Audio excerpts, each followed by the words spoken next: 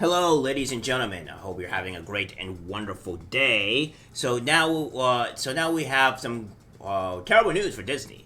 What we're seeing here is that it's looking like the path of being a wasteland. As the CEO is looking to what do we call selling the company? Yeah, they're selling it the company into a complete and nothingness. As we have this here, breaking CEO Bob Iger is considering selling streaming services and other assets. May even try to sell entire Disney company. What we have here is that Bloomberg report on the potential sales referencing Iger's now infamous Squawk Box interview. The interview conducted by David Faber was held at a media conference in Sun Valley, Idaho, and Iger's comments about the writers and actors strikes have gone viral. But during the interview, he also agreed with Faber that ABC and its local stations may not be core to the Walt Disney Company. Faber speculated about a possible sale, and Iger said, "We have to be open-minded and judgmental about the future of those businesses." Bloomberg says with cable TV on the decline, Iger wants to sell most of Disney's TV assets, mainly ABC, Freeform, and FX. Disney streaming services have been losing money and subscribers. Disney lost 4 million subscribers last quarter. Streaming is expected to hit a total loss of 800 million in the third quarter. That's a massive amount of money. Now, this is the problem that we're having here, that I see that Disney has been having. People are starting to see that a lot of what Disney's producing is woke BS. They're trying to push the whole trans and LGBTQ whatever garbage in front of people's faces. And I'm starting to wonder on how they're even going to keep on going on for this long if they keep on doing this. And the fact of the matter is, I think the more that people see this, the more the parents are knowing about this, the less people are going to want to sign up for Disney Plus. Because, I mean, again, it's just Disney stuff, and you're removing a lot of the actual good content that would be on Disney. And it's just, everybody's tired of the woke BS. And not only that, especially where the economy is, if you're going to be producing garbage, and it's not going to be good, then people don't mind saving about an extra $14. Because, it all starts to add up. Another thing, too, I think there's way too many streaming services to where people have to sign up for. And I think people have to make their due on what to pay for. So, at the end of the line, it's better to have places like maybe Hulu or something to where you get a robust amount of actual videos, movies, and TV shows rather than, a select few of things that is just, not, you only get one selection of everything. One selection of just, specific stuff. According to Bloomberg, Iger wants to completely sell or restructure Disney's TV and streaming business in India. This is actually where Disney Plus has the biggest losses. Disney Plus Hotstar, the region's version of Disney Plus, lost streaming rights to Indian Premier IPL cricket matches, leading to the service losing 3.8 million subscribers in quarter one and 4.6 million subscribers in quarter two. Iger does plan to hold on to Hulu, and Disney will launch a combined app for Hulu and Disney Plus later this year. The streaming service will still have their own separate apps, at least for now. Disney will more than likely have to buy Comcast's 33% stake in Hulu in 2024, which again might be a huge bloody mistake. Because here's the thing. If you go out and try to go and buy Hulu, and then you put onto your woke BS and stuff like that into Hulu, then what's going to happen is the same thing happens to Disney Plus. They're just going to stop watching it. Now, I understand that everything you have to make some sacrifices, right? Obviously, some things have to go in order to make some money, especially if your company is going into a downfall. I may believe there's a lot of companies doing that this year, or been for the past 3 years because of the way the company is. And some of it not their fault, some of it is. And in this retrospect, this is all Disney's fault. They own practically everything. So that being said, they have the ability to make really good content. They just haven't, and this is due to the woke, obviously the woke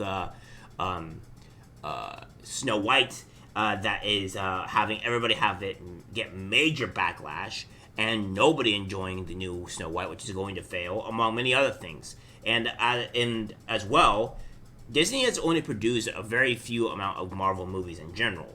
that have been decent. I would say max 4 in the past, I don't know, probably 5 or 6 years. And those are the only things that have really produced any kind of money, and I would barely say that some of them have made even.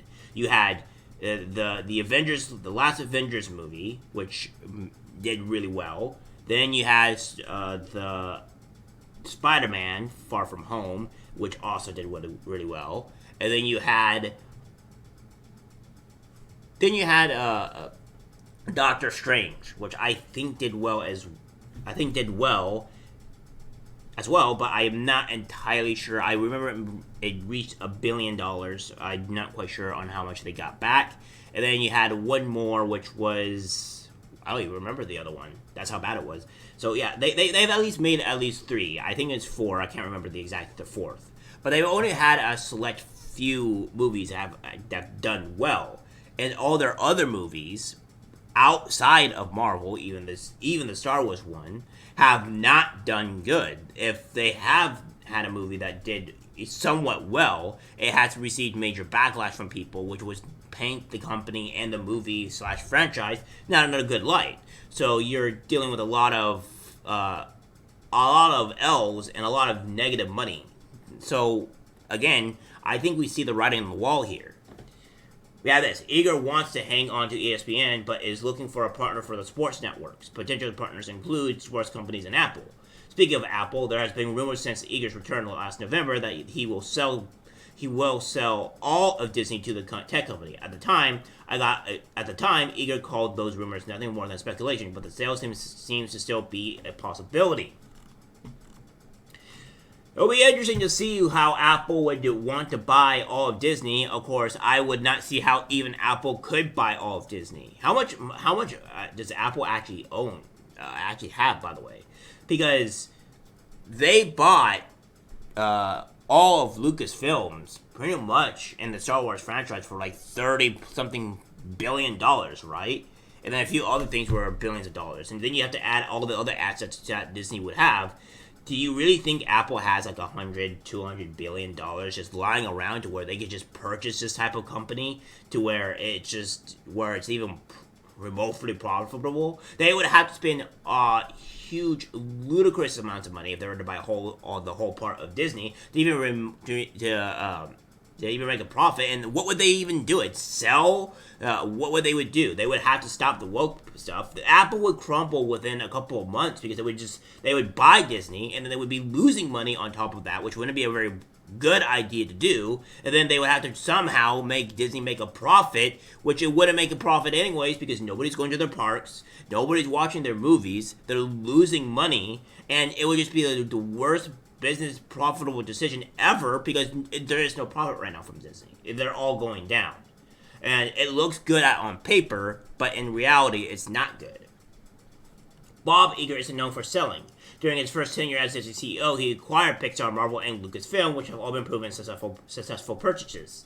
According to Bloomberg, TV generated 35% of Disney's revenue, $24.8 billion prior to the COVID-19 pandemic, and over 56%, $7.5 billion of its operating income.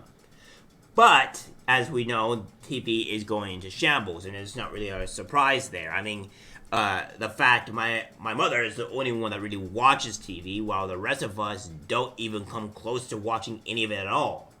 So she's really the only one that watches TV at all, and she's obviously from the 40s, 50s, etc. But even then, she's not really watching cable TV. She's mostly just watching things that are on Plex or Roku or etc. that's already on there, and she's not really watching that. She's just watching things that are streaming related. The only thing she would watch is the whole football NFL BS, and that's the only time people would ever be using it. It's crumbling for a natural reason because there's other services out there that has everything that you need or a select and pick. And then there's also things that you can watch like anime on free anime sites. And the only other way that you would pay for anime right now is Crunchyroll, and Crunchyroll I know doesn't have a very good reputation among anime viewers. Hence why places like 9anime are doing well because, well, first off, it's free, and then two, it's away from Crunchyroll. So So we have this as well as it's also worth knowing that Iger got his start not just in TV but in ABC. He began working for the network in 1974, long before it was acquired by Disney. So yeah, it doesn't seem like he's looking to, not a great person to sell, but he looks like he's seeing the writing on the wall and it's not doing well. We have this as well. Disney stock hits the lowest close of 2023. It's nearing a 52 low week low. So that being said, ladies and gentlemen, I don't know what to tell you, but Disney's in flames. It's collapsing. It's becoming a wasteland, and I think we'll find out in the next coming months here on how Disney's going to be able to operate, how it's going to be able to function in these coming months, because their new movie Snow White is not looking to be great. So only time will tell. Alright guys, that's it for the video. Like, subscribe, share, as always, take care.